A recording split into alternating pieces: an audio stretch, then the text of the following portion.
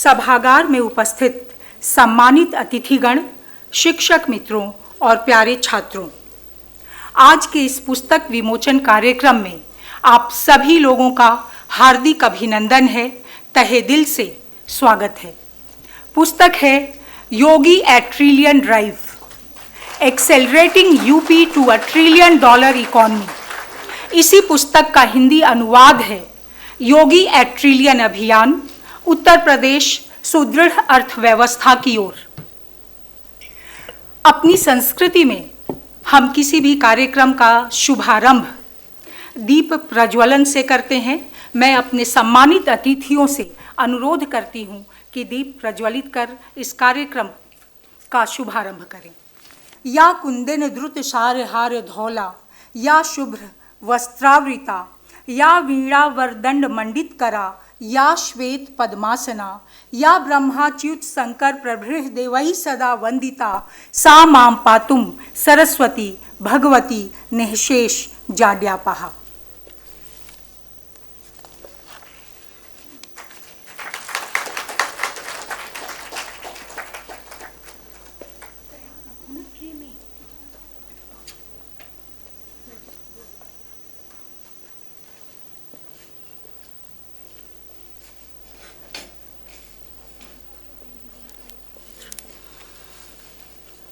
मैं अपने rector professor Dipendra नाथ दास जी से अनुरोध करती हूँ कि आज के मुख्य अतिथि माननीय श्री जनरल विजय कुमार सिंह जी का अभिनंदन करें, स्वागत करें।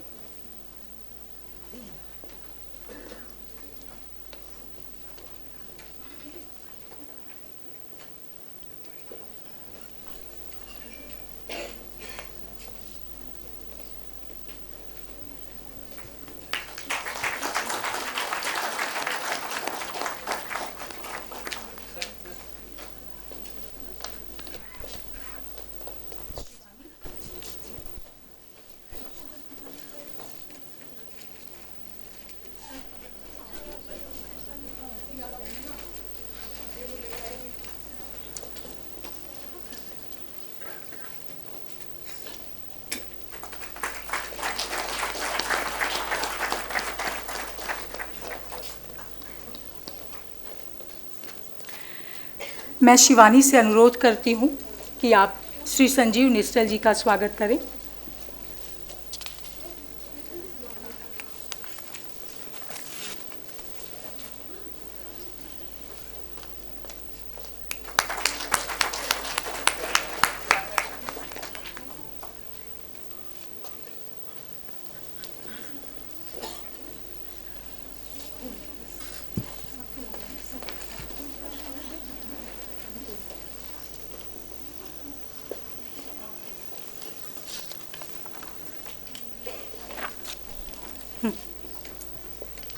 प्रोफेसर दीपेंद्र नाथ जी का स्वागत, अभिनंदन शिवानी सक्सेना।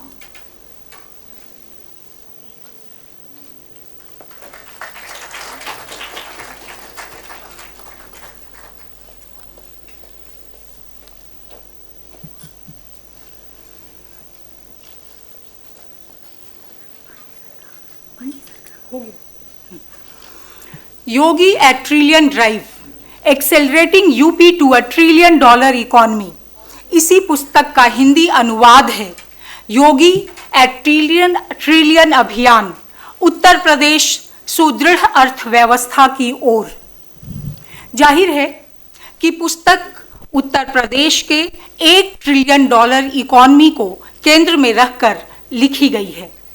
पुस्तक पर विस्तार से चर्चा, इसके विविध आयामों, इसकी रूपरेखा, इसके उद्देश्य पर विस्तार से विचार आज के की नोट स्पीकर श्री संजीव निश्चल जी करेंगे। पुस्तक चूंकि उत्तर प्रदेश पर है, इसलिए इसकी पृष्ठभूमि के रूप में, इसकी भूमिका के रूप में पहले कुछ बातें मैं आप लोगों से उत्तर प्रदेश के संदर्भ में करना चाहती हूँ।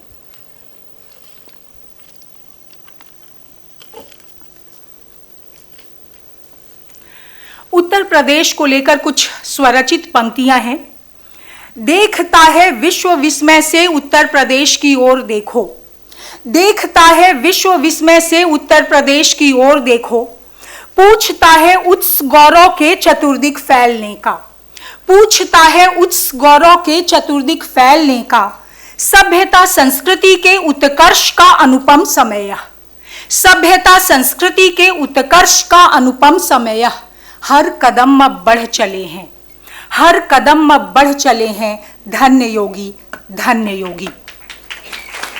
जी हाँ, यह वही उत्तर प्रदेश है जिसे 80 के दशक में आशीष बोस ने बीमारू राज्यों की श्रेणी में रखा था। यह वही उत्तर प्रदेश है जिसे आज से 6 वर्ष 5 महीने पहले तक माफिया राज के नाम से जाना जाता था। यह वही उत्तर प्रदेश है जो विकास के विविध पैमानों पर पिछले पायदान पर पाया जाता था। लेकिन आज यह उत्तर प्रदेश खाद्यान्न उत्पादन में नंबर 1 है, गेहूं उत्पादन में, गन्ना उत्पादन में, चीनी उत्पादन में, दुग्ध उत्पादन में उत्तर प्रदेश देश में नंबर 1 है। केंद्र सरकार की वो तमाम योजनाएं जो आम जनों को सशक्त करने के उद्देश्य से लागू की गई, उन योजनाओं को लागू करने में उत्तर प्रदेश देश में नंबर 1 है। चाहे वो उज्ज्वला गैस कनेक्शन योजना हो, घर घर शौचालय की बात हो, प्रधानमंत्री आवास योजना हो, जन धन योजना हो, अटल पेंशन योजना हो, श्रमिकों और स्ट्रीट वेंडर्स के लिए भरण पोषण भत्ता की बात हो, कौशल विकास नीति हो, इन तमाम किसानों के लिए सम्मान निधि हो, इन तमाम योजनाओं को लागू करने में उत्तर प्रदेश देश में नंबर 1 है। दरअसल यह तो सभी लोग जानते हैं कि उत्तर प्रदेश देश का सर्वाधिक जनसंख्या वाला राज्य है, लेकिन यह बहुत कम लोग जानते हैं कि उत्तर प्रदेश सर्वाधिक संभावनाओं वाला राज्य है।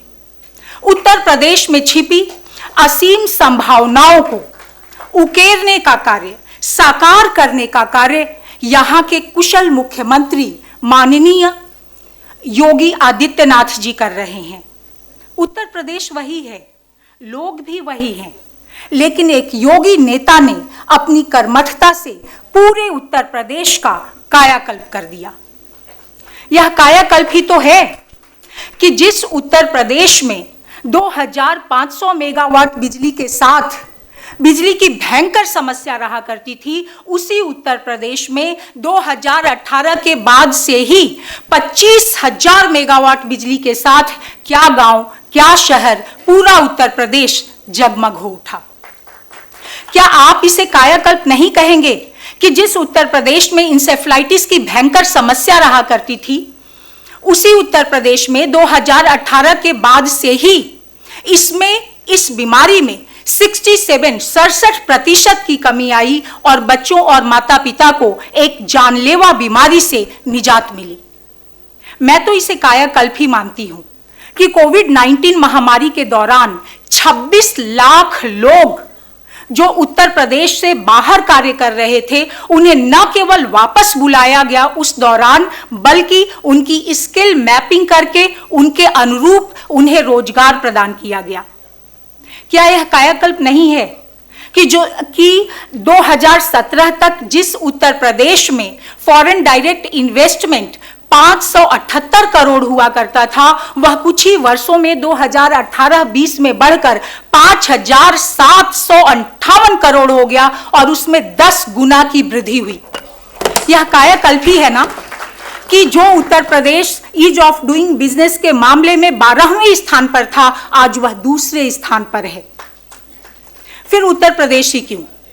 पूरे देश में पिछले 9 वर्षों में आम जनों को सशक्त कर जिन योजनाओं की बात मैंने की, उन जैसी और कई योजनाओं के साथ आम जनों को सशक्त कर पूरे देश की विकास गाथा लिखी जा रही है।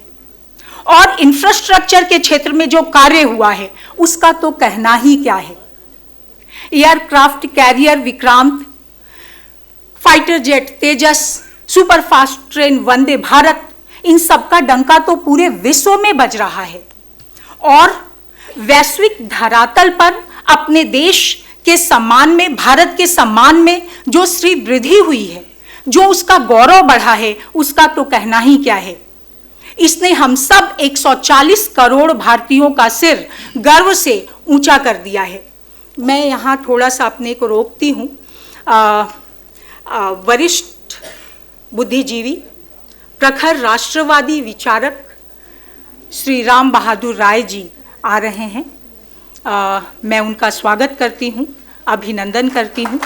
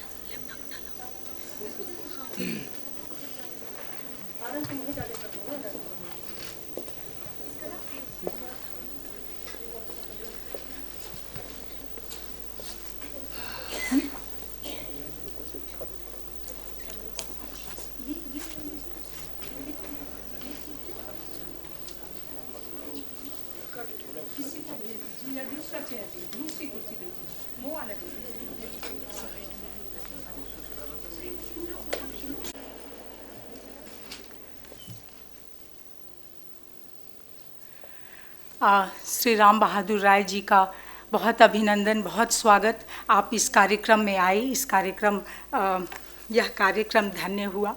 आपका बहुत स्वागत। थोड़ा सा मैं आगे बढ़ती हूँ। और वैश्विक धरातल पर भारत के सम्मान और गौरव में जो श्री वृद्धि हुई है, उसका तो कहना ही क्या है। उसने हम सब 140 करोड़ भारतीयों का सिर गर्व से ऊंचा कर दिया है, और इसका श्रेय निस्संदेह हमारे यशस्वी प्रधानमंत्री श्री नरेंद्र मोदी जी को जाता है। यह पुस्तक माननीय प्रधानमंत्री नरेंद्र मोदी जी और उनके आत्मनिर्भर भारत अभियान को समर्पित है। पुस्तक से प्राप्त होने वाली रॉयल्टी पीएम केयर फंड के लिए अर्पित की गई है। पुस्तक में उन सारे आयामों पर विस्तार से बातचीत की गई है जो उत्तर प्रदेश को $1 ट्रिलियन इकॉनमी और भारत के $5 ट्रिलियन इकॉनमी में उत्तर प्रदेश की क्या भूमिका है, उसको केंद्र में रखकर पुस्तक लिखी गई है, जिस पर विस्तार से चर्चा श्री निश्चल जी करेंगे। अभी जितने भी आयाम हैं उत्तर प्रदेश को $1 ट्रिलियन इकॉनमी बनाने वाले, उन आयामों के क्रियान्वयन के पीछे का जो ड्राइविंग फोर्स है, उस ड्राइविंग फोर्स के व्यक्तित्व पर मैं थोड़ा प्रकाश डालना चाहती हूँ। वह ड्राइविंग फोर्स है योगी आदित्यनाथ जी का व्यक्तित्व। सन 2002 हिंदू युवा वाहिनी की स्थापना होती है। हिंदू युवा वाहिनी और उसके संस्थापक योगी आदित्यनाथ जी के व्यक्तित्व के कुछ ही पक्षों पर उस समय मीडिया ने बात की, लेकिन यदि आप वाहिनी के सारे सिद्धांतों, हिंदू युवा वाहिनी के सारे सिद्धांतों को ध्यान से पढ़ेंगे तो पाएंगे कि इसके सरोकार पूरे देश की उन्नति और तरक्की से जुड़े हुए हैं। आप गूगल करके देख सकते हैं। 1998 से लेकर 2017 तक मुख्यमंत्री बनने से पहले तक योगी आदित्यनाथ जी 5 बार गोरखपुर से सांसद रहे। इस दौरान संसद में उनके द्वारा जो प्रश्न पूछा गया वह भी ध्यान देने योग्य है। कुछ प्रश्न मैं आपसे साझा करना चाहती हूँ, जैसे भारत की प्राचीन संस्कृति और साहित्य को संरक्षित करने से संबंधित प्रश्न, भारत जापान, भारत चीन, भारत अमेरिका सार्क सम्मेलनों से संबंधित प्रश्न, कृषि में उर्वरकों की मात्रा तय होनी चाहिए, कीटनाशकों की मात्रा तय होनी चाहिए, ज़्यादा से ज़्यादा कृषि विज्ञान केंद्रों की स्थापना होनी चाहिए, इससे संबंधित प्रश्न। बीपीएल परिवारों के लिए स्वास्थ्य सुविधा मुहैया कराया जाना चाहिए, बाल श्रमिकों के लिए स्कूल की व्यवस्था होनी चाहिए, नए आईआईटी और आईआईएम की स्थापना होनी चाहिए, इससे संबंधित प्रश्न। ये तमाम प्रश्न, मानव विकास सूचकांक निर्धारित किया जाना चाहिए, इलेक्ट्रॉनिक और आणविक उत्पाद की सुरक्षा से संबंधित कदम उठाने चाहिए। ये सारे प्रश्न दर्शाते हैं कि योगी जी का व्यक्तित्व कितना बहुआयामी है, उनके सरोकार पूरे देश की तरक्की और उन्नति से जुड़े हुए हैं। एक और बात, इस पुस्तक पर कार्य करते हुए $1 ट्रिलियन इकॉनमी पर कार्य करते हुए मैं और प्रोफेसर अर्जुनन सुब्रमण्यन, जो ग्लासगो यूनिवर्सिटी में डेवलपमेंटल इकोनॉमिक्स पढ़ाते हैं, योगी आदित्यनाथ जी से इस विषय पर बातचीत करने गए। बातचीत के दौरान मैंने एक प्रश्न पूछा कि इस लक्ष्य के रास्ते में कौन कौन सी बाधाएं, अवरोध या चुनौतियां हैं। मुझे लग रहा था कि इस प्रश्न का उत्तर इतना लंबा होगा कि बातचीत का आधा समय तो इसी में निकल जाएगा, लेकिन योगी जी ने जो उत्तर दिया वह हम सबों के लिए प्रेरणादायक है, हम सबों के लिए सीखने की बात है। उन्होंने कहा कि कोई भी चुनौती, बाधा या अवरोध लक्ष्य से बड़ी नहीं होती। हमारा ध्यान लक्ष्य पर रहता है। रास्ते में आने वाली बाधाओं का समाधान हम सहृदयतापूर्वक करते चलते हैं। यह हम सबों के लिए सीखने की बात है। जब हम लोग समस्याओं में ही उलझे रहते हैं, हमारा ध्यान समाधान पर नहीं जा पाता है। समस्या समाधान और योगी जी के व्यक्तित्व को लेकर कुछ स्वरचित पंक्तियां हैं। 100 बाधाएं आए तो आकर तुझसे टकराएं तो टकराकर तेरे हिम्मत से, तेरे पथ से हट जाएंगी। जिसमें हिम्मत, जिसमें ताकत, जिसमें शक्ति, जिसमें भक्ति, वो मंजिल तक पहुंचेगा ही, वो अपना लक्ष्य विधेगा ही।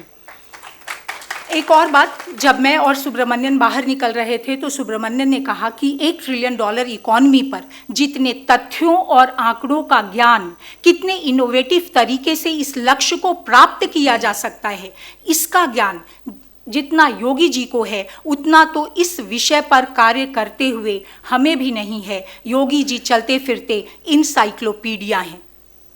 अंत में योगी जी के लिए महाकवि रामधारी सिंह दिनकर की कुछ पंक्तियों से अपनी बात समाप्त करती हूँ। वसुधा का नेता कौन हुआ, वसुधा का नेता कौन हुआ, भूखंड विजेता कौन हुआ, अतुलित यश क्रेता कौन हुआ, नवधर्म प्रणेता कौन हुआ, जिसने न कभी आराम किया, विघ्नों में रहकर नाम किया। नवधर्म प्रणेता कौन हुआ, जिसने न कभी आराम किया, विघ्नों में रहकर नाम किया। धन्यवाद।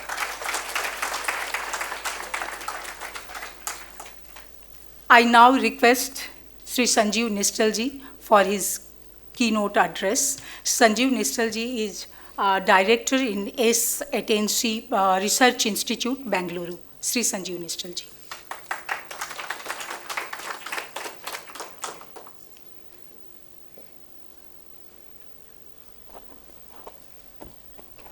Thank you, Poonam ji. Honorable Chief Guest, Sri V.K. Singh. Guest of honor, Sri Ram Bahadur Rai, Sri Balram Pani, Professor Dipendra Nath, Professor Punia, representatives from the Chief Minister's office, and professors and friends, including the authors of the book. It gives me an immense pride to be a part of this book project. India today, as we all know, is on its way to redefine and rewrite the coordinates of the global economy. And it is also going to transform the way this world sees India and Indians at large. And the key differentiator for this entire process is the leadership. The leadership means everything. And leadership, in fact, is everything. It is said that a team of lions headed by a ship will be defeated by a team of sheep headed by a lion. Yes, indeed. 19th March 2017, when Chief Minister Yogi first took charge, all eyes were there on him. First time in the history of independent India, a monk was taking charge as the Chief Minister. What is going to be his first step? What he is going to do?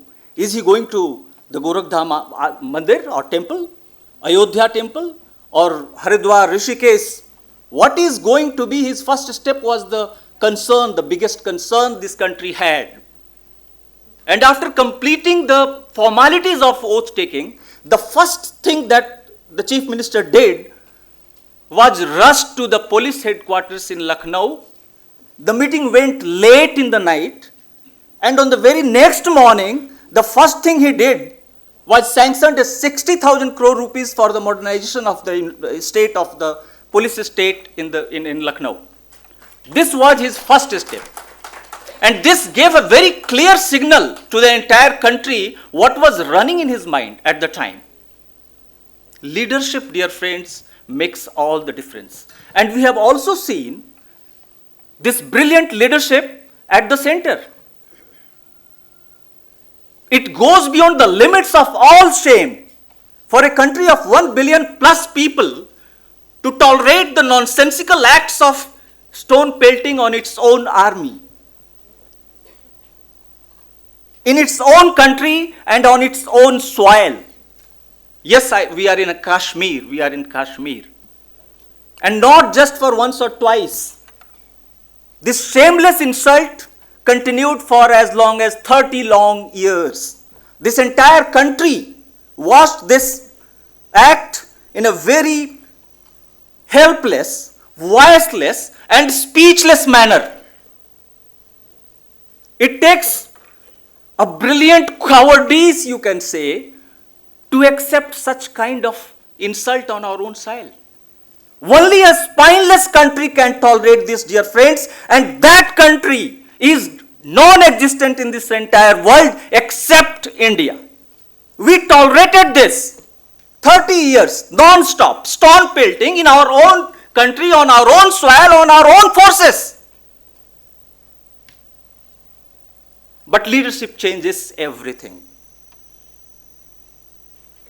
Now stone pelting is history. International conventions are getting conducted peacefully in the valley. Multiplexes and cinema theaters have been opened after a long coma of 35 long years. This is the change, and this is the leadership. Now the life in the valley and Kashmir is coming on tracks. Slowly and gradually, things will be normalized. Leadership makes all the difference. Last year, on 17th January,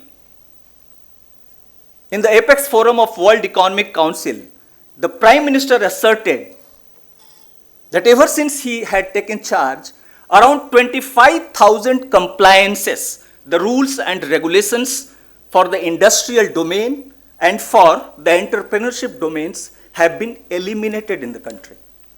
He also asserted that this is an ongoing process and a lot of more efforts will be taken on this front to ease the domains of doing business in this country, to set up the industry and for the business people to go ahead in a very peaceful manner. But his comforting words do not make the disturbing question any easy for us. Why it has to take 70 long years for us to cut the chains of our own progress? Why? Today in this modern age, if any country has to grow, if any country has to grow faster, it has to keep its enterprising spirits, enterprising fundamentals very, very strong. That is a prerequisite. That is a sine qua non. Without that, nothing is going to happen. Another example is that of Tejas. Yes, our very own fighter jet Tejas. And it is very interesting. If you know the timeline of Tejas, you cannot stop laughing. our own fighter jets. The year was 1969. First time the government of India gave an order to HAL, Hindustan Aeronautics Limited in Bangalore, to prepare a feasibility report, to prepare a concept note on whether can we make an indigenous fighter jet? Can we make our own fighter jets? The company prepared the report and submitted. But it took 15 long years for the government of India to approve that report. The approval was sent to Bangalore in 1983. But thereafter, the government again went into slumber, deep slumber. No action, no move, no go-ahead signals, nothing absolutely. Things were allowed to pass and time also passed. Again, after 20 years, the government woke up in 2003. What is happening on Tejas? What is happening on our own fighter jet? There was some flurry of activities here and there, and some progress was made in 2 to 3 years of a time. But then again, things acquired a very slow pace, a snail's pace, and nothing much happened. But then, cut to 2014, there was a massive policy shift on the fronts of Tejas. The PMO directly took the charge of the manufacturing of Tejas, and in a record 2 years of a time, Tejas was inducted in 2016 officially for the Indian Air Force.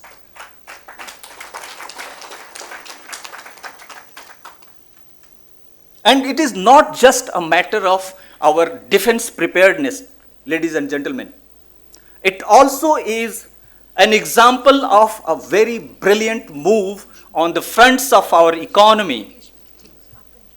Tejas, made with the same Western standards, if it is imported, it costs us around 2,500 crores of a rupee. But in HAL, when we manufacture it indigenously, it costs around 450 crores. Just see the difference. Less than a cost of 1/5, we prepare, manufacture our own fighter jets as per the world standards. It creates job, it creates a good sense, it makes a big sense on the front of our GDP, exports, and then also gives us confidence that yes, we can also create and manufacture our own fighter jets, our own defense equipment and accessories.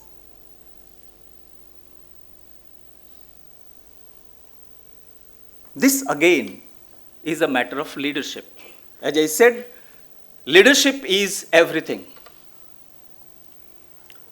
And Tejas, as an example, is a master stroke of a brilliant leadership.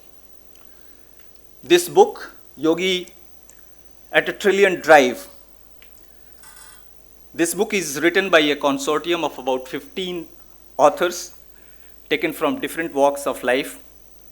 And the book also covers about 15 chapters, starting from infrastructure to the global factors which are happening and which are taking shape and which are in a favorable mode for the book in a way, from healthcare, education, law and order situation in the state, the female or the feminine empowerment, the skills development, the MSME sector, the ODOP, one district, one program which was launched by the Chief Minister. Then the role of foreign direct investment, ease of doing business, each and every dimension has been covered in the book, which throws some very unique light on what can be done to achieve this momentous goal of 1 trillion economy. Because we all know that as a whole, as a country as a whole, we stand at about 3.78 as per last fiscal, 3.78 trillions for our GDP. And to achieve a target of 1 trillion only for the state of Uttar Pradesh is going to be a Himalayan task, is going to be a Herculean task by 2027. But then again, as I said, leadership makes all the difference. It is this leadership which gives us faith that this goal also will be achieved by 2027. The 350 pages book which is authored, as I said earlier, by 15 hand-picked people by the brilliant Poonamji, and hand-picked from the universities of USA to the universities of Europe, India, JNU, BHU, Delhi University, North, South, East, West, you name, and she has picked one author at least from one zone, so that it represents the entire domain, the entire country. And as she also mentioned, that the proceeds and the revenues generated from the book are going to be, it is decided that will be handed over to the Prime Minister's Fund. The publisher for this book is Oakbridge Publishers. They are one of the best publishers in the country. And this program is sponsored by Sanskriti Group in Delhi, Sanskriti Academy. Friends, one question which always focuses us is what it is that makes India so special in the eyes of the world. What it is that the world thinks of India and takes India as a kind of an entity which exists in the center of everything. Only last week I was in a meditational retreat at the outskirts of Bangalore. Art of Living Center, you must have heard the name of Sri Sri Ravi Shankar. 1 week, it was a simple 1 week program, and a delegation of German people, about 15 people had come for learning meditation and doing it. And during one of our conversation, one gentleman said that it had been my dream to come to India since early childhood. And he was in the age bracket of about 45 to 50. And he also said that it is very wonderful to do meditation in the air and atmosphere of India. And this had was received by us with our eyebrows raised. Still we find it is very, very actually problematic to us, those who are academicians. How can it happen? If the area of the leaders are poor, how the leader can actually do achievements for the rest of the country? And you know, in UP, Raebareli is one of the premier actually Lok Sabha seat for very, very esteemed persons and who have given the leadership of the country. And it is one of the poorest district of the state. If we say UP is one of the poorest state of the country, and Raebareli, which is having a very huge status in terms of parliamentary constitution representing prime ministers, that is one of the poorest district of the state. And what can be the fate of the country? So now, if we think, if our core is so poor, then you need certain treatment. And the doctor is needed. And Uttar Pradesh, I can recall in 80s, 90s, whatever the programs, implementations towards the development of the population used to come, whether it is internal policies, programs, implementations, or the world agencies used to contribute for the development of the state, every time theme was like this, eat away the funds sponsored for the developmental programs. Eat away actually. Don't try to show the progress. If you want to show the progress or if you become developed, then the flow of funding for the developmental program will stop coming. So don't be developed. Remain poor. Then you will be having the continual supply of the flows of the fund. So you can have the distributions which is obviously to few people, those who are having the control over the distributions and management of the fund. So what I am trying to say is that if this sorts of mindset is there in any society or any state, how that can be actually very, very fruitful towards the contributions to the nations. So core remained poor, so he got a very good doctor who can treat the stomach and strengthen the core as it has been already mentioned, obvious, Yogi Adityanath had come, and we know that belief should come within the people that we can do it. Unless that comes, that you cannot actually break that stigma and go ahead. So, as it has been said, many schemes have come, and still our performance was very, very poor.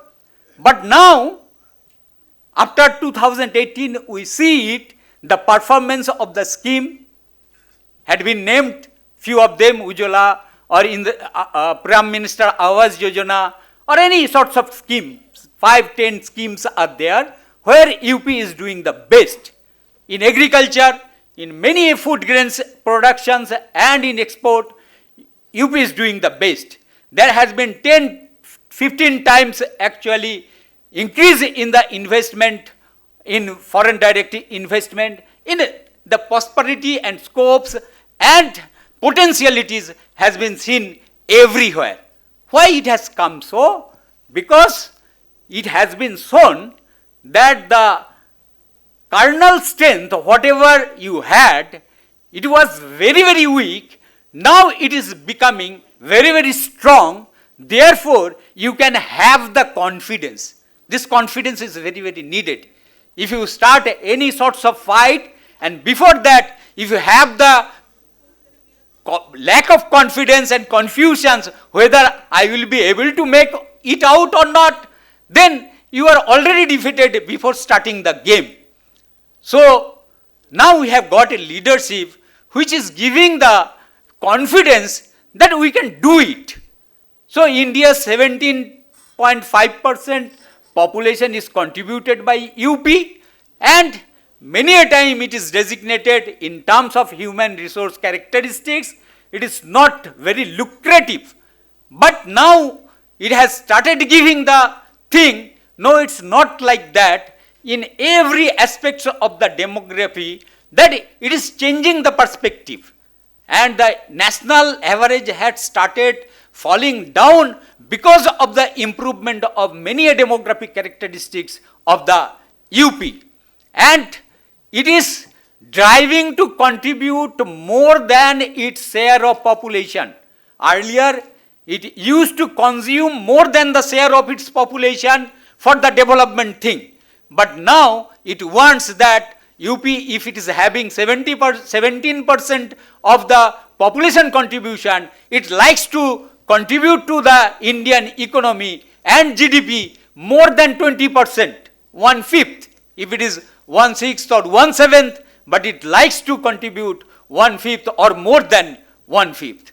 So there lies the confidence, and it all has come because of the leaderships and changing mindset and the attitude towards in all perspectives, towards the poor mentality, towards the perceptions of very poor law and order situations, towards the mentality of perpetuate corruptions and don't come out and practice in it, and that is the benefit. That is not the thing. So make corruption free and try to implement it in fully as it is designated, and do very, very hard work and hard taskmaster. And therefore, we can achieve the fate of the state, and not only, as I told, if it is in the core, once you have development and strong core, it will be the final achievement of the country, because it is going to build as a core of the nation.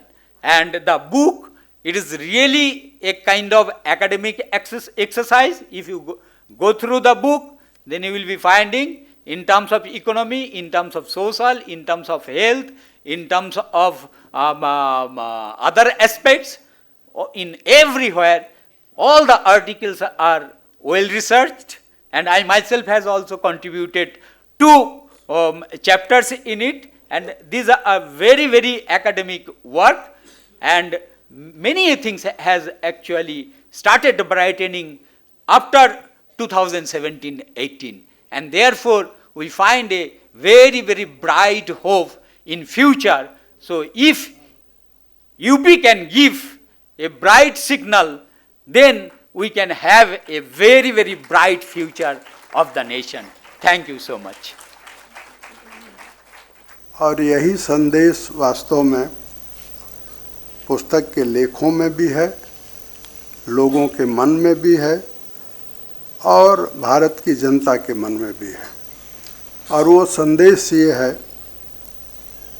Poonam जी चाहती थी कि केवल cover पर योगी जी की तस्वीर रहे, आदम का तस्वीर रहे, लेकिन मुख्यमंत्री के दफ्तर से जो कवर पेज आया वो इसमें लगा है।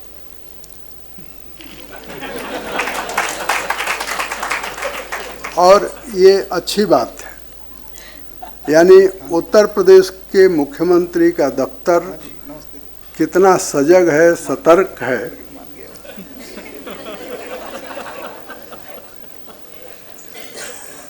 वो कहते हैं ना, जब आप रास्ते पर चलते हैं तो CPWD वाले आपको एक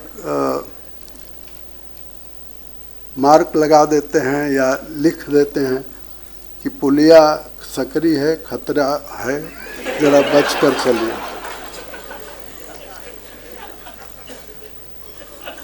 तो योगी जी का दफ्तर उस खतरे को जानता है और यही उत्तर प्रदेश का इससे पहले दुर्भाग्य रहा है। मैं उस पर आऊँगा कभी। तो मैं ये कहूँगा कि ये कवर पेज पर जो दो तस्वीरें हैं वो 21वीं सदी के दो गोरखपंथियों की तस्वीरें हैं। और गोरखपंथ का एक वाक्य मुझे नहीं लगता कि यहाँ किसी को भी याद नहीं होगा, यानी सबको याद होगा, जाग मछंदर गोरख आया। इसके पीछे बड़ी लंबी कहानी है। मैं उस कहानी को सुना करके पूनम जी का ज़्यादा समय नहीं लूँगा, नहीं तो ये पर्ची लेकर आ जाएंगे और कहेंगे कि बंद करिए। लेकिन मैं ये कहूँगा कि ये मुहावरा नहीं है, इसका एक लंबा इतिहास है और इस इतिहास में छिपा है वज्र संकल्प। एक शिष्य अपने गुरु से सीखने के लिए वज्र संकल्प करता है, 14 बार गुरु उनको वापस करता है और 15वें बार जब गोरख जाते हैं तो कहते हैं कि जाग मछंदर गोरख आया। इसका मतलब ये हुआ कि ये जो दो तस्वीरें हैं वो मीठा प्रतीक है, एक बहुत मीठा प्रतीक है कि गोरखपंथी यानी जो वज्र संकल्प है इस देश के विकास के लिए चाहिए, वह इन दोनों चेहरों में है। और इस नेतृत्व द्वय ने उत्तर प्रदेश को, जैसा दीपेंद्र नाथ दास ने कहा, बिल्कुल सही कहा, बीमारू राज्य से बाहर किया है। और बीमारू राज्य से बाहर कैसे किया? तो जो अड़चनें थी विकास के रास्ते में उसको दूर किया और तेजी से दूर किया। वो उसकी कोशिश अभी भी जारी है। मैं ये नहीं कहूँगा कि सारी अड़चनें दूर हो गई हैं, लेकिन बहुत हद तक अड़चनें दूर हुई हैं। और इन लेखों को जब आप पढ़ेंगे तो आप पाएंगे कि सचमुच वो अड़चनें दूर हुई हैं। पुस्तक ट्रिलियन अभियान को, ट्रिलियन अभियान है, लक्ष्य है, उस अभियान को समझाने की पुस्तक है। पुस्तक के लेखों की चर्चा करने से पहले कुछ बातें मैं अपने अनुभव से भी आपको बताना चाहता हूँ।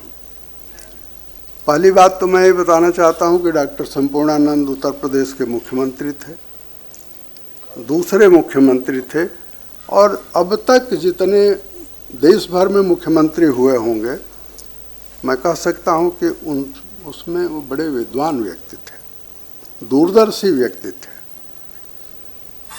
और उनकी एक छोटी सी किताब है, लखनऊ के एक प्रकाशक ने छापी है, अधूरी क्रांति, और मेरी प्रिय पुस्तकों में से वो एक है।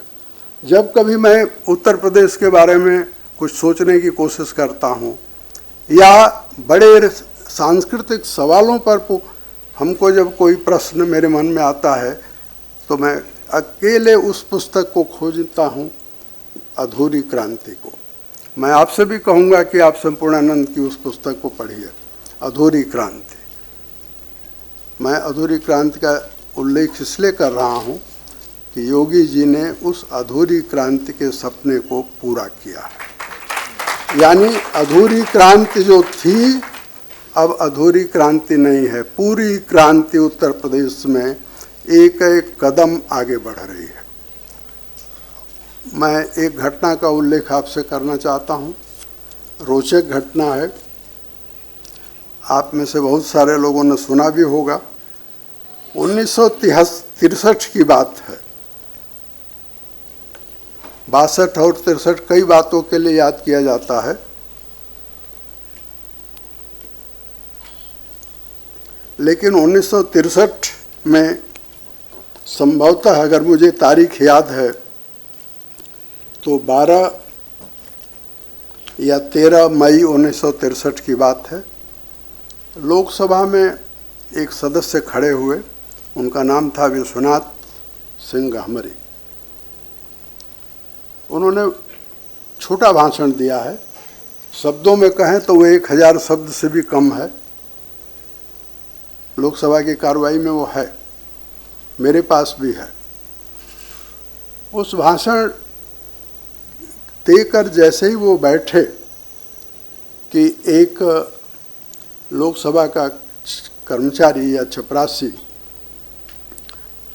चिट्ठी लेकर के आया और कहा कि पंडित नेहरू आपको बुला रहे हैं। विश्वनाथ सिंह गहमरी, प्रधानमंत्री का जो संसद में दफ्तर है, उसका नंबर है 10। प्रधानमंत्री के दफ्तर में उनको बुलाया गया और जवाहरलाल नेहरू की जैसी स्टाइल थी, पहले उन्होंने डांटा, कहा कि तुम समाजवादी लोग जो है वो फालतू बात करते रहते हो, तुमने क्या भाषण किया। तो विश्वनाथ सिंह गहमरी ने कहा, पंडित जी मैंने सही बात कही है, वो आपको पता नहीं चलेगा। उन्होंने गाजीपुर की गरीबी का जिक्र किया था और यह जिक्र किया था कि कितनी गरीबी है, पशु के गोबर से या गाय या बैल के गोबर से जो उसमें गेहूं होता है उसको छानकर लोग खाते हैं और रोटी बनाते हैं। गाजीपुर की गरीबी का वर्णन कर रहे थे। विश्वनाथ सिंह गहमरी पर की बात पर पंडित नेहरू को विश्वास नहीं हुआ, तो उन्होंने उनको बैठाया, गहमरी को, कि तुम बैठो यहाँ। मैंने एक तरह से हिरासत में ले लिया और तुरंत प्रधानमंत्री दफ्तर से प्लानिंग कमीशन के वाइस चेयरमैन अशोक मेहता को बुलाया गया। अशोक मेहता को पंडित नेहरू ने कहा कि जरा गहमरी से बात करो, ये उलझुल बात कर रहा है, क्या ऐसा भी हो सकता है, इसकी जांच कराओ। अशोक मेहता ने बाकायदे वीवी पटेल आयोग बनाया और वीवी पटेल आयोग की अगर आपको वो मिले रिपोर्ट, तो आप पा सकते हैं कि उत्तर प्रदेश के ये दीपेंद्र नाथ दास रायबरेली का नाम ले रहे थे, रायबरेली तो अमीर है। उन 5 जिलों की वो रिपोर्ट थी और रिपोर्ट के बारे में मैं अभी नहीं जाऊंगा। मैं केवल ये कहना चाहता हूँ कि वीवी पटेल ने अपनी रिपोर्ट की पहले पैरे में लिखा कि जब हम इन इलाकों में घूम रहे थे तो पता नहीं कितनी बार मेरी जीप पलटते पलटते बची, यानी रास्ता इतना खराब था। तो उस उत्तर प्रदेश को बदलना, ये 63 से लेकर और हाल तक उस उत्तर प्रदेश को बदलना एक चुनौती थी। उस चुनौती में जरूरी यह है कि ये जानना कि हमारी प्राथमिकता क्या है। मैं आपको एक और घटना सुना करके अपनी बात जल्दी समेटता हूँ। जब बसपा की पहली सरकार आई, काशीराम जी से मेरा व्यक्तिगत संबंध था, मिलना जुलना पुराना था। तो मैंने काशीराम जी से पूछा कि आपकी प्राथमिकता क्या है। एक क्षण बिना गवाए काशीराम का जवाब मुझे याद है। उन्होंने कहा कि बिजली। और सचमुच उत्तर प्रदेश को अगर विकसित होना है तो बिजली की सप्लाई 24 घंटे होनी चाहिए। आप जरा याद करिए, क्या उत्तर प्रदेश में ऐसा था? क्या गाजियाबाद में, क्या नोएडा में ऐसा था? आज उत्तर प्रदेश की प्राथमिकता में बिजली, सड़क और निवेश का वातावरण। निवेश का वातावरण बनता है।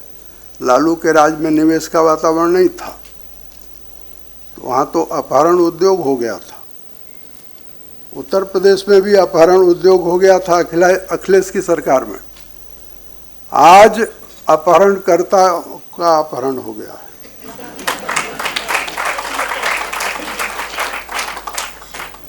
अपहरण करके जिन्होंने बहुत अथाह पूंजी कमाई, अब वे चोरी छिपे अंधेरे में कहीं अपनी जगह तलाश रहे हैं, और मैं इसके लिए योगी जी को बधाई देता हूँ।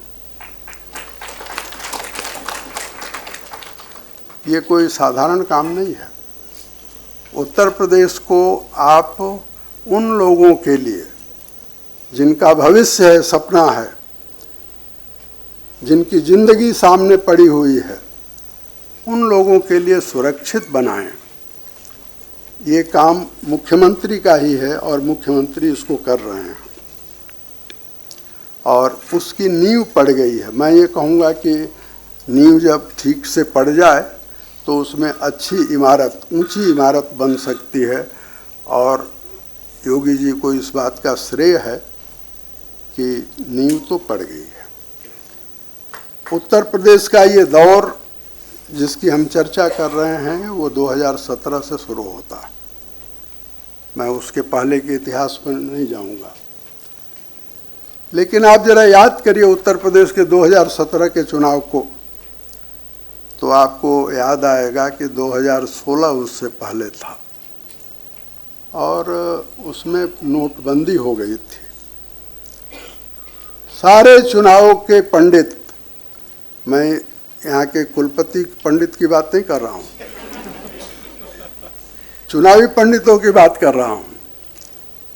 सारे चुनावी पंडित कहते थे कि नोटबंदी के कारण उत्तर प्रदेश विधानसभा में वीके सिंह जी मुझसे ज़्यादा जानते हैं, उत्तर बीजेपी का कबाड़ा हो जाएगा, सफाया हो जाएगा। लेकिन बीजेपी जितनी बड़ी जीत लेकर के आई, वो कवर पेज पर जो दो चेहरे हैं उनके कमाल के कारण आई।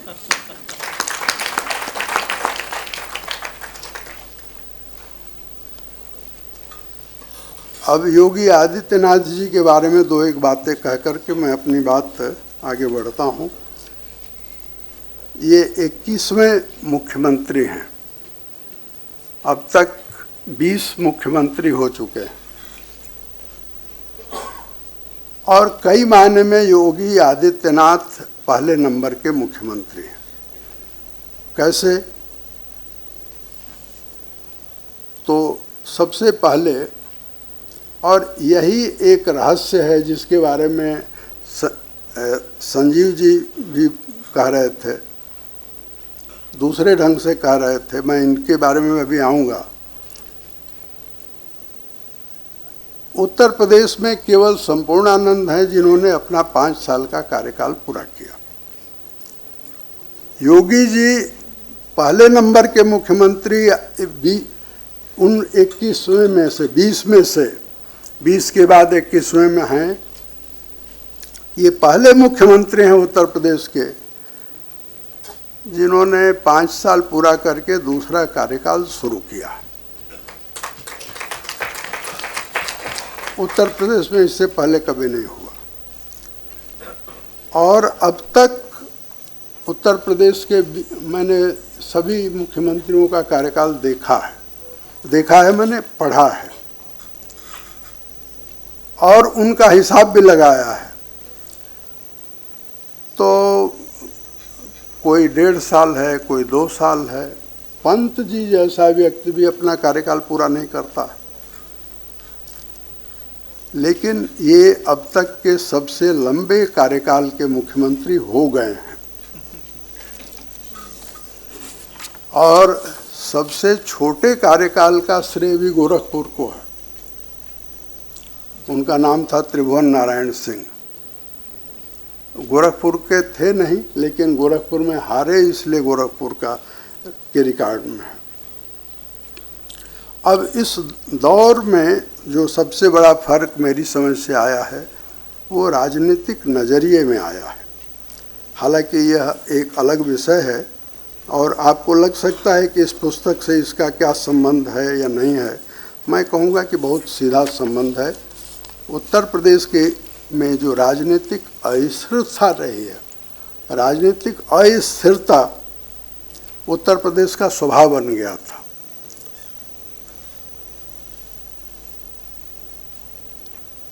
और बीजेपी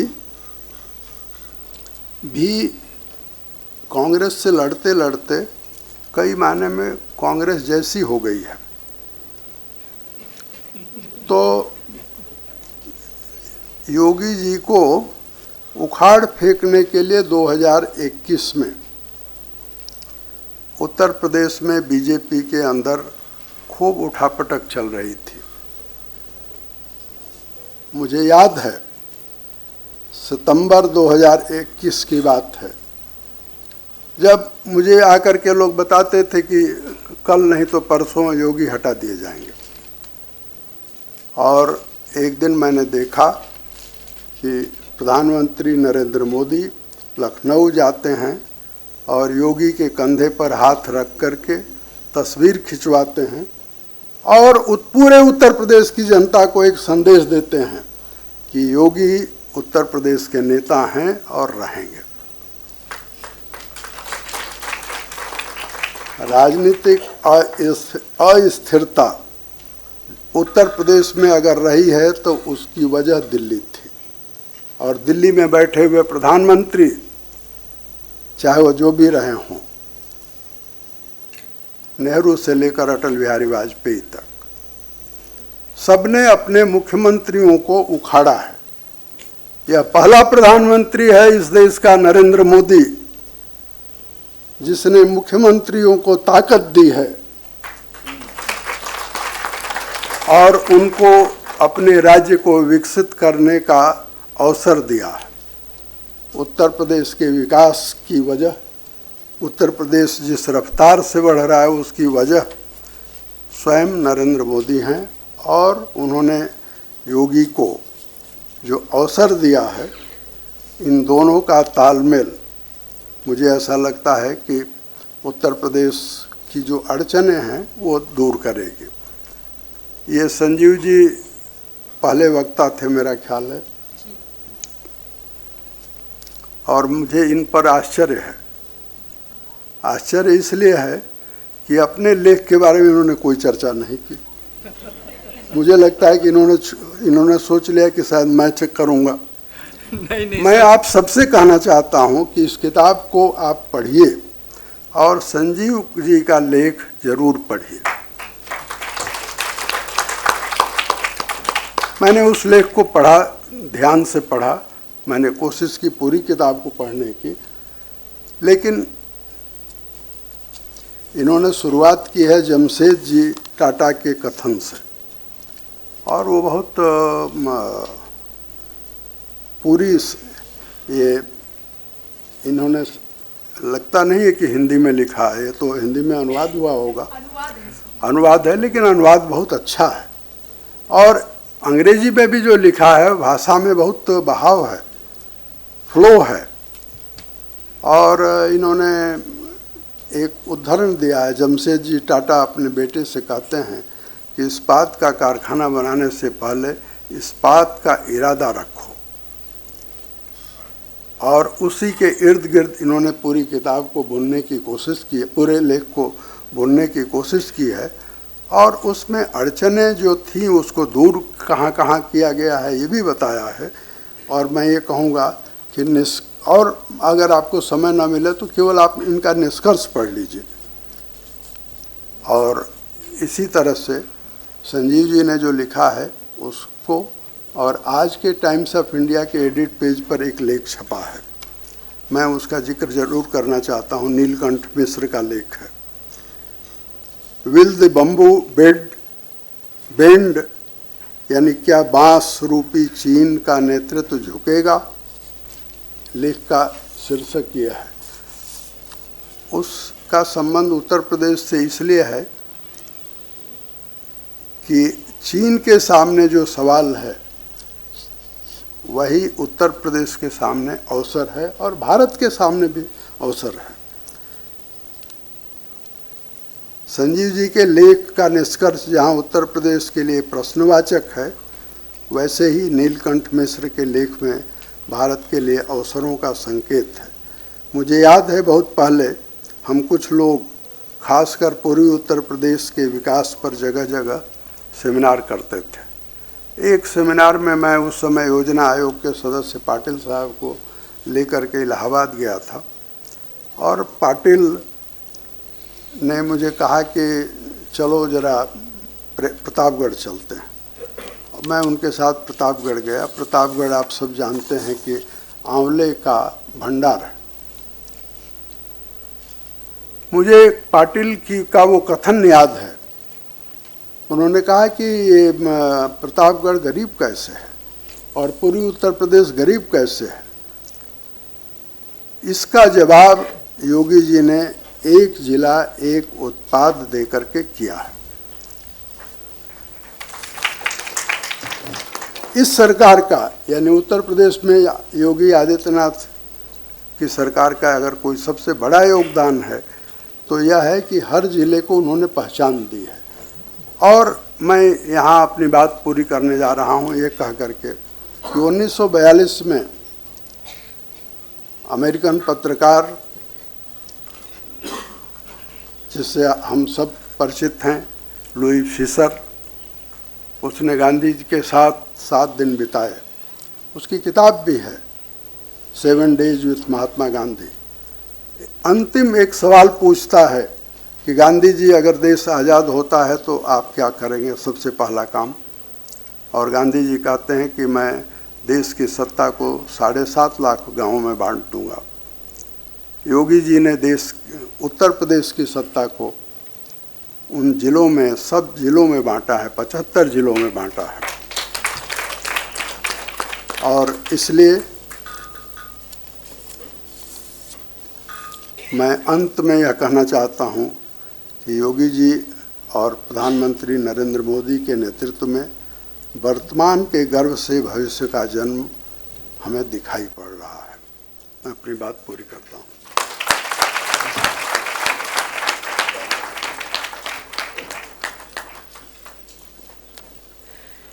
निःशब्द करने वाला वक्तव्य, बहुत आभार। जो भरा नहीं है भावों से, बहती जिसमें रसधार नहीं, वह हृदय नहीं है, पत्थर है जिसमें स्वदेश का प्यार नहीं। हमारे सैनिक अपने जिंदगी की परवाह किए बिना अपने प्राणों को, कोई कुछ है भैया? अच्छा, अपने प्राणों को अपनी हथेली पर रख अहर्निश देश की सेवा में रत रहते हैं। सैनिकों को वंदन, नमन, अभिनंदन। यह हमारा सौभाग्य है कि आज हमारे बीच ऐसे ही एक जाबाज सैनिक, भारतीय सेना के 26वें थल सेनाध्यक्ष, परम विशिष्ट सेवा मेडल, युद्ध सेवा medal ADC general Vijay Kumar Singh ji मुख्य अतिथि के रूप में उपस्थित हैं। मैं सर, मैं आपको आपके वक्तव्य के लिए सादर आमंत्रित करती हूँ।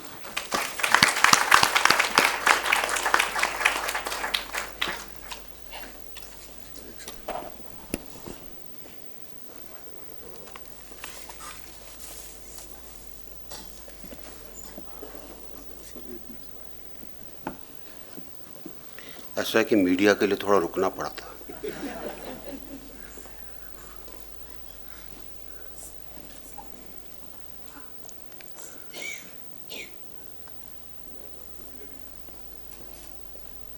हमारे बीच में आज के पुस्तक विमोचन के कार्यक्रम में आए हमारे बहुत ही वरिष्ठ Ram Bahadur Rai ji, professor Balram Pani ji, dean of colleges, professor Dipendra Nath Das ji, pro VC, Sanjeev Nishtal ji, और जिन्होंने ये पुस्तक लिखी है, रिसर्च की है, प्रोफेसर पूनम कुमारी जी, और यहाँ पर मौजूद उनके जीवन साथी निरंजन जी, यहाँ पर बैठे सभी एकेडमिक दुनिया के पढ़ाने वाले, लिखाने वाले, रिसर्च करने वाले, सभी स्टूडेंट्स जो यहाँ पर आए हैं सुनने के लिए, मीडिया के हमारे मित्रगण जिनके सामने बहुत संभल कर बोलना पड़ता है, आप सबको बहुत बहुत नमस्कार, आप सबका बहुत बहुत अभिवादन। और एक बार लगता है क्योंकि इतनी देर सुनने के बाद अटेंशन स्पैन कम हो जाता है, एक बार अपने लिए जोर से ताली बजा दी।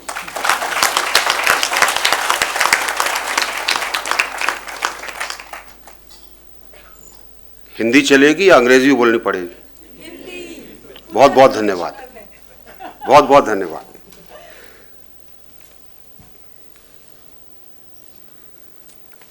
देखिए, इससे पहले कि मैं उत्तर प्रदेश की बात करूं, क्योंकि मैं उत्तर प्रदेश की बात शुरू कर दूंगा तो आप कहेंगे कि उत्तर प्रदेश से मेंबर ऑफ पार्लियामेंट हैं, उत्तर प्रदेश के गुणगान करेंगे। पहले मैं आपको ले जाना चाहता हूं कि आज भारत है कहां पर, और उसके बाद फिर हम उतर के आएंगे कि उत्तर प्रदेश के बारे में जो पूनम जी ने लिखा है वो क्यों लिखा है और वो दिशा क्यों इस तरफ को जा रही है जहां हम उत्तर प्रदेश को एक ट्रिलियन इकोनॉमी के रूप में देखना चाहते हैं। पूरी दुनिया में एक आर्थिक व्यवस्था है, एक आर्थिक गति है 6.5% की, वो भारत की है, किसी की नहीं है। और हमारे पास 2015 में स्टार्टअप का प्रोग्राम शुरू हुआ था, आपको याद होगा, प्रधानमंत्री जी ने शुरू किया था। 428 रजिस्टर्ड स्टार्टअप्स थे। आज पूरे विश्व में भारत तीसरे नंबर पर है, जहां अगर हम ऐसे स्टार्टअप्स की बात करते हैं जो यूनिकॉर्न्स हैं या जिनकी करोड़ से ज्यादा की बिजनेस है, तीसरे नंबर पर। अगर हम बात करें स्टार्टअप्स के संख्या के अंदर, हम पूरे विश्व में दूसरे नंबर पर हैं। और अगर हम बात करें रोजाना खुलने वाले स्टार्टअप्स के अंदर, तो आपका देश सबसे अग्रणी है पूरे विश्व में। 2016 के अंदर डिजिटल इंडिया का कार्यक्रम शुरू हुआ था। आज पूरी दुनिया में सबसे सस्ता और सबसे अधिक डेटा का इस्तेमाल भारत में होता है। आप अमेरिका को और चीन को, दोनों को मिला लीजिए, इन सबसे ज्यादा डेटा भारत में इस्तेमाल होता है। और सबसे सस्ता, आज जिस तरीके से हर पंचायत तक फाइबर ऑप्टिक केबल पहुंचा है, दुनिया में किसी और देश में नहीं पहुंचा होगा। पंचायतें जुड़ गई हैं, जो एक डिजिटल व्यवस्था है देश की, वो सब तरफ फैल गई है और उसके फायदे हैं। जब आप डिजिटल व्यवस्था में होते हैं, पारदर्शिता आती है, चीज़ों को लाने के अंदर आसानी होती है, चीज़ों के बारे में रिपोर्ट करने में आसानी होती है। इसी तरीके से बहुत सारी ऐसी चीज़ें हैं जिसमें अगर आप आंकड़ों के लिहाज से और अच्छाई के लिहाज से अगर आप देखेंगे, भारत एक अलग दिशा में चल रहा है। और शायद इसीलिए जब हमारे प्रधानमंत्री बाहर जाते हैं तो उनकी इतनी खातिर और उनको इतना सम्मान मिलता है। वो उनका सम्मान नहीं है, आप सबका सम्मान है। अगर हम उत्तर प्रदेश की बात करें, सबसे बड़ा प्रदेश, 22 करोड़ के करीब जनसंख्या, एक ऐसा प्रदेश जिसकी जमीन उपजाऊ है, जिसके अंदर लोग मेहनतकश हैं, ऐसा प्रदेश जिसको अगर ठीक से संवारा जाए तो बहुत कुछ कर सकता है, संभावनाओं का प्रदेश है। लेकिन शायद इन संभावनाओं का उतना इस्तेमाल नहीं हुआ बीते समय में जितना होना चाहिए था, और इसलिए एक उस श्रेणी में रहा जहां पर इसको बीमारू कहा गया, क्योंकि लोगों को इसकी फिक्र नहीं थी, इसकी चिंता नहीं थी कि प्रदेश के लिए भी कुछ होना है। उनको अपनी व्यक्तिगत या अपने व्यक्तिगत जिले की चिंता रही। अगर आज उस बीमारू कैटेगरी से निकलकर उत्तर प्रदेश अग्रणी प्रदेशों में आया है, अगर वो 12वीं पोजीशन से निकलकर दूसरे नंबर पर आया है, तो उसका श्रेय 7 साल के मुख्यमंत्री योगी आदित्यनाथ जी को जाता है। और ये श्रेय इसलिए नहीं कि वो योगी हैं, इसलिए कि वो कर्म योगी हैं। उन्होंने जिस प्रकार से कार्य किया है, उतना शायद किसी ने इसके बारे में सोचा नहीं होगा। राम बहादुर राय जी ने संपूर्णानंद जी की बात की। प्रदेश में पहला सैनिक स्कूल, प्रदेश में ही नहीं पूरे देश का पहला सैनिक स्कूल उत्तर प्रदेश में खुला था। उत्तर प्रदेश सरकार का था, आज भी है लखनऊ के अंदर। बाकी भारत सरकार ने उस आइडिया को लेकर और फिर सैनिक स्कूल बनाए, वो बाद की बात है। तो जिस प्रकार से संपूर्णानंद जी ने एक अधूरी जो क्रांति छोड़ी, उसको आगे बढ़ाने का जो कार्य किया है वो योगी आदित्यनाथ जी ने किया है। और इसलिए उनको भी इस चीज का श्रेय जाता है कि वो प्रदेश को एक नए आयाम पर ले जा रहे हैं, एक नए स्थान पर ले जा रहे हैं, एक नए लक्ष्य की ओर ले जा रहे हैं। मेरा मानना है कि जब आपकी कल्पना विस्तृत होती है, आपका लक्ष्य दूरगामी होता है, तो उसके परिणाम अच्छे निकलते हैं। ये गुण प्रधानमंत्री जी में भी दिखाई देता है और ये गुण योगी जी में भी दिखाई देता है। क्योंकि अगर आप मन के अंदर ये नहीं सोचेंगे कि मैं चांद पे पहुंच जाऊं, तो आप छत के ऊपर तक नहीं कूद सकते। लक्ष्य होना चाहिए, और लक्ष्य नहीं है तो कुछ नहीं है। और इसी लक्ष्य को लेकर हर काम उत्तर प्रदेश के अंदर होता है। अगर ये सोचा गया कि हमारे गन्ना किसानों के ऊपर इतना कर्जा है या उनका इतनी धन राशि उनको देनी है जो कि हमने दी नहीं है अभी तक, पिछली सरकारें छोड़ गई हैं, सरकार ने उसको पैसा देना था, वो पूरा पैसा और बकाया पैसा भी देने का अगर कोई काम कर सकता है, तो ये साधन जुटाना छोटा काम नहीं है। इस साधन को जुटाने के लिए दिमाग भी चाहिए, शैली भी चाहिए, और जो हमारा प्रशासन है उसको कैसे ठीक किया जाए वो भी चाहिए। और इसलिए आज उत्तर प्रदेश में कामों के अंदर पारदर्शिता पर भी जोर है, इंप्लीमेंटेशन पर जोर है, और इंप्लीमेंटेशन नीचे तक देखा जाता है कि काम हो रहा है कि नहीं हो रहा है। कभी कोई चीज होती है, अगर हम फोन करें मुख्यमंत्री जी को, कहते हैं मुझे मालूम है ये हो जाएगा। ऐसा बहुत कम होता है कि मुख्यमंत्री जी को उसी टाइम पता चले जबकि आपको पता चल रहा है अपने जिले के अंदर या अपने क्षेत्र के अंदर। दो तीन चीजें किसी भी प्रदेश के लिए बहुत जरूरी होती हैं अगर आपने उस प्रदेश को अच्छा बनाना है। पहली चीज, व्यवस्थाएं सुधरनी चाहिए, भ्रष्टाचार पर अंकुश लगना चाहिए। अगर आप चाहते हैं कि आपके प्रदेश में निवेश हो तो आपके पास बिजली और पावर पर्याप्त मात्रा में होना चाहिए ताकि इंडस्ट्री आपके यहां आ सके। अगर आप चाहते हैं कि आपके प्रदेश का विकास हो तो शिक्षा के साधन और शिक्षा की प्रणाली और शिक्षा को अच्छा होना चाहिए, सबको उसके अंदर मौका मिलना चाहिए। अगर आप चाहते हैं कि प्रदेश अच्छी तरह चले तो जो राम बहादुर राय जी ने कहा अपहरणकर्ताओं के बारे में, आपकी कानून और व्यवस्था अच्छी होनी चाहिए। और यही कारण है कि पहले दिन से जब से योगी आदित्यनाथ जी मुख्यमंत्री बने, कानून और व्यवस्था के ऊपर एकदम से जोर गया, क्योंकि तब तक पुराने 15 साल जो थे इससे पहले के, उनके अंदर कानून व्यवस्था चरमरा गई थी। अब जैसे जैसे कानून व्यवस्था सुधरती गई, अपने आप लोग बाग निवेश के लिए आते गए।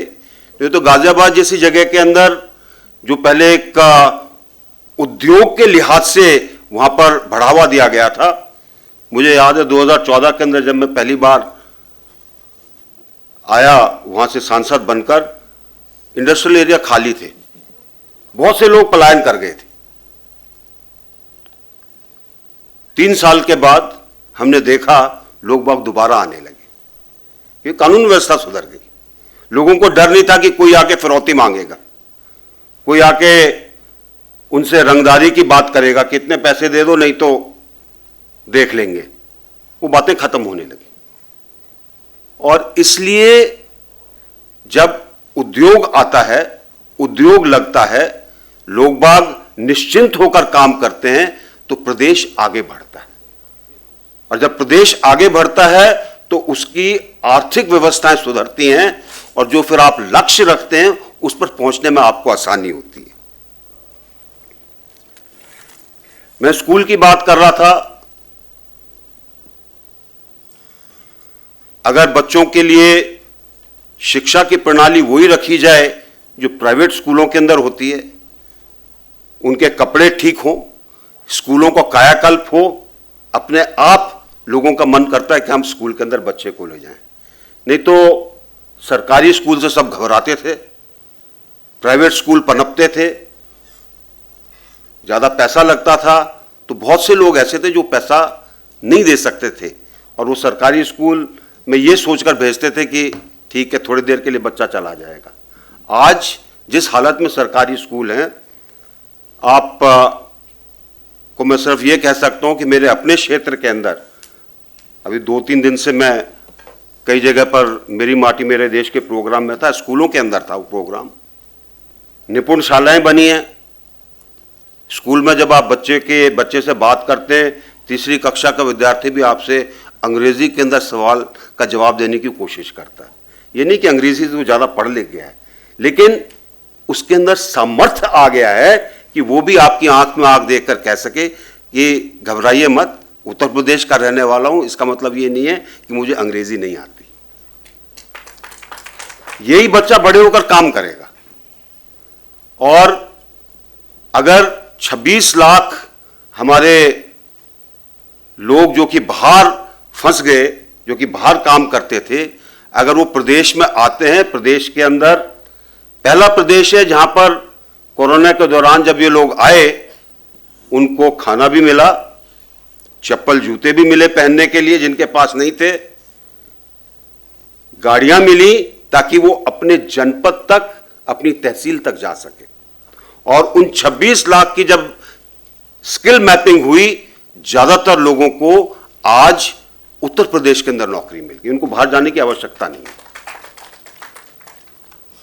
ऐसे कई चीजें हुई हैं जिसको देखकर अपने आप गर्व होता है कि एक प्रदेश ऐसा है जो सब चीजों में अग्रणी चल रहा है।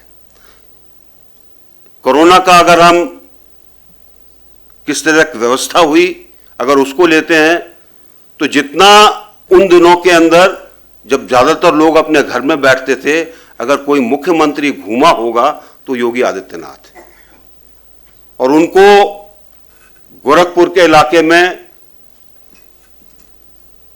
जो एक अनुभव था, वहां पर दिमागी बुखार का बच्चों में बहुत होता है, उसकी व्यवस्था करने का, उसके मॉडल को लेकर उन्होंने जो एक व्यवस्था रखी जिसके अंदर आंगनवाड़ी, जिसके अंदर आशा, जिसके अंदर सब तरह के लोगों को लगाया कि आप हर गांव में हर घर को देखिए, उससे बहुत फर्क पड़ा। कोरोना के अंदर जितनी बचत हुई लोगों की, उतनी शायद अगर और कोई तरीका अपनाया जाता तो नहीं होती।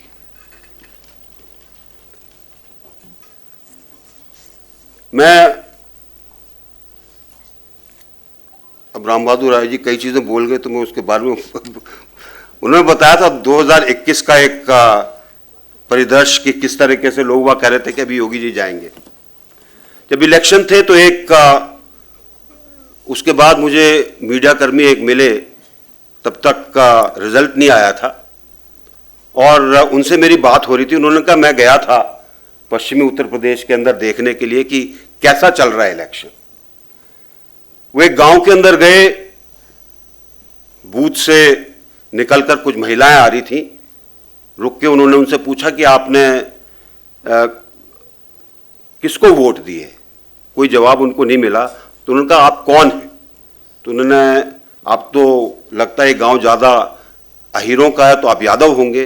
उन्होंने कहा नहीं जी, हम यादव नहीं हैं, हम जाट हैं।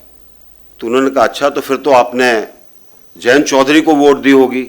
उन्होंने कहा नहीं। तो उनमें एक बुजुर्ग महिला ने कहा हमने बाबा को वोट दी है, क्योंकि आज अगर हमारी लड़कियां जो भी कपड़ा पहन सकती हैं, जहां जाना चाहें जा सकती हैं, उनको कोई फिक्र नहीं है कि कोई उनको छेड़ दे। ये कानून व्यवस्था और लोगों के अंदर जो एक विश्वास जगाया है उन्होंने मुख्यमंत्री होने के नाते, ये विश्वास जब आप किसी और काम करने के लिए कहते हैं तो उस विश्वास के ऊपर लोग बाग भी खड़े उतरते हैं।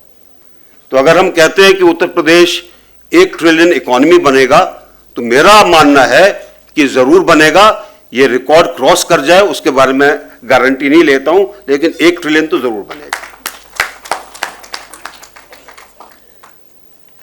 रोड्स, एक्सप्रेसवे, हवाई अड्डे, ये सब साधन होते हैं जिससे प्रदेश का विकास होता है, आवागमन अच्छा होता है, आपका माल की जो ढुलाई है एक जगह से दूसरी जगह जल्दी जाती है, और इकोनॉमी पे फर्क पड़ता है। जितनी आपकी अच्छी रोड होगी, जितना उस पर कम समय लगेगा, उतना आपका लॉजिस्टिक्स कॉस्ट कम आएगा। जिस तरीके से आज विकास हो रहा उत्तर प्रदेश में, वो अपने आप के अंदर अभूतपूर्व है, और ये अभूतपूर्वता ही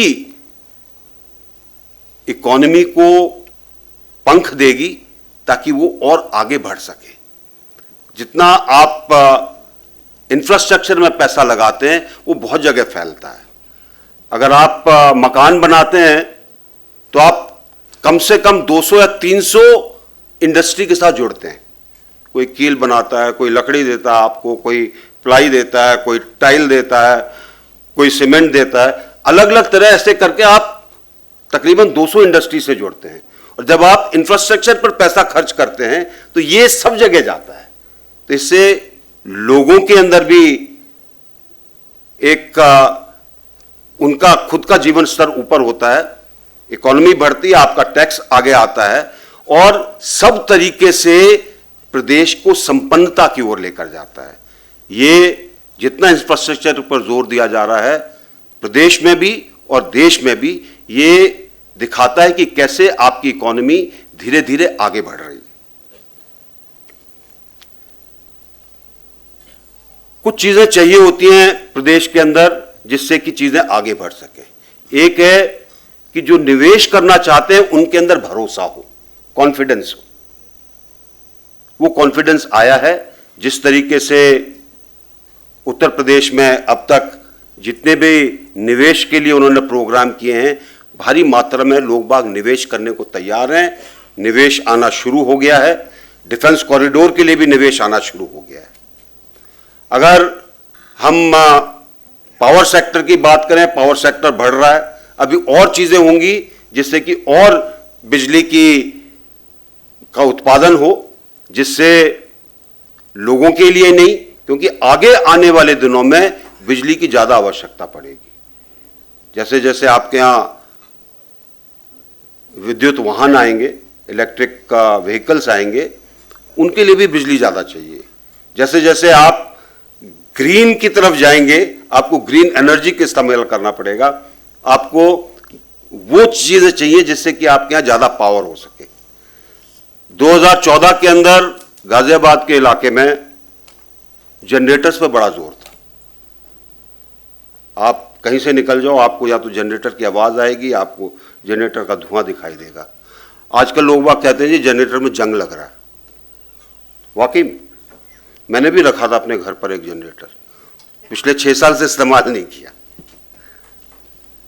ये जिस तरीके से बिजली की आपूर्ति हुई है, ये पहले भी हो सकती थी, लेकिन इस पूरे ढांचे को अगर सुधारा गया है और इसमें वृद्धि की जा रही है, ये आगे दिखाता है कि हमारी अर्थव्यवस्था उत्तर प्रदेश की और अच्छी बनेगी। और सबसे बड़ी चीज है, ध्यान एक चीज के ऊपर केंद्रित होना चाहिए, विकास के ऊपर। विकास चाहे आपके प्रदेश के अंदर मानव संसाधन का हो, विकास चाहे इंफ्रास्ट्रक्चर का हो, विकास चाहे शिक्षण संस्थाओं का हो, जब तक आपकी नजर विकास के ऊपर है, सब चीजें अच्छी चलेंगी। अगर आप विकास अच्छा चाहते हैं तो आपने इस चीज का जिम्मा उठाना है कि आपकी जो ब्यूरोक्रेटिक व्यवस्थाएं हैं वो आपकी सोच के साथ उसी तेजी के साथ चलें। और इसीलिए हर जिले से बाकायदा रिपोर्ट लेना, हर जिले के अंदर देखना कि वहां पर काम के जो लक्ष्य दिए हैं वो पूरे हो रहे हैं या नहीं, क्या उन मानकों पर खरे उतरते हैं कि नहीं। और इसके अंदर देश से भी मदद मिलती है, क्योंकि अलग अलग तरीके से इसकी निगरानी रखी जाती है, क्योंकि ऊपर प्रधानमंत्री जी भी जो बैठे हैं वो भी देखना चाहते हैं कि जिस प्रदेश से वो सांसद हैं वो प्रदेश कभी नीचे ना जाए। ये एक चीज है जिससे कि इन्वेस्टमेंट आएगा, लोग बागों में भरोसा आएगा, लोग बाग आगे बढ़ेंगे। और आखिर में मैं सिर्फ एक ही चीज कहूंगा, पूनम जी ने दिनकर साहब को कोट किया था, मैं भी उनको कोट करता हूं,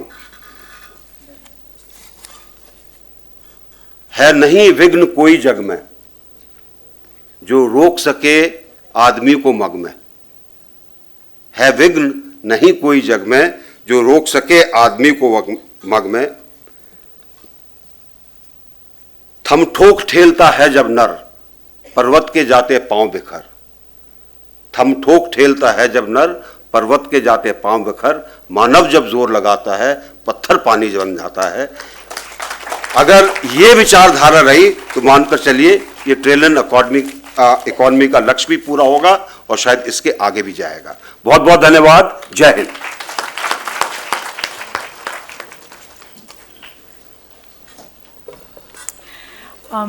बहुत आभार सर, हम आपके कृतज्ञ हैं कि आप आए और आपके कर कमलों से इस पुस्तक का विमोचन हुआ।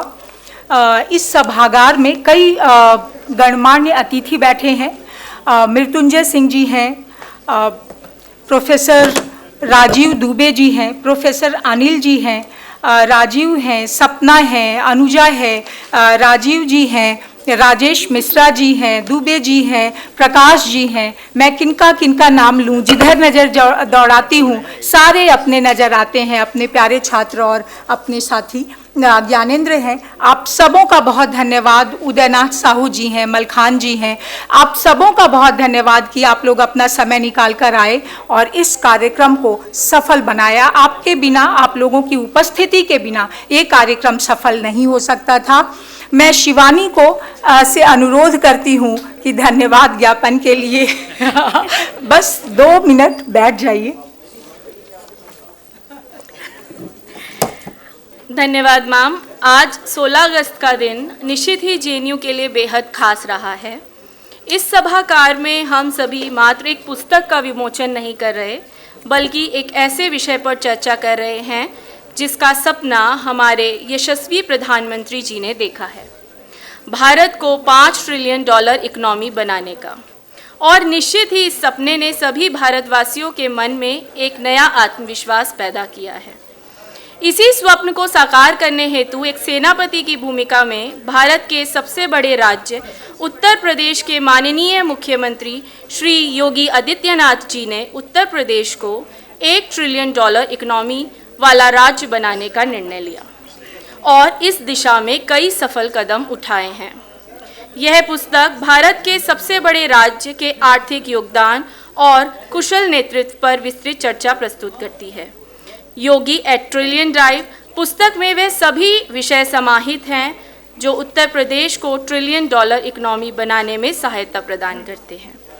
मैं इस मंच से कार्यक्रम में मुख्य अतिथि के रूप में पधारे भारत सरकार के केंद्रीय सड़क परिवहन और राजमार्ग राज्य मंत्री general doctor VK Singh ji का हृदय से आभार व्यक्त करती हूँ, जिन्होंने अपने व्यस्ततम समय में से हमें समय दिया। सर, आपका बहुत बहुत धन्यवाद एवं आभार।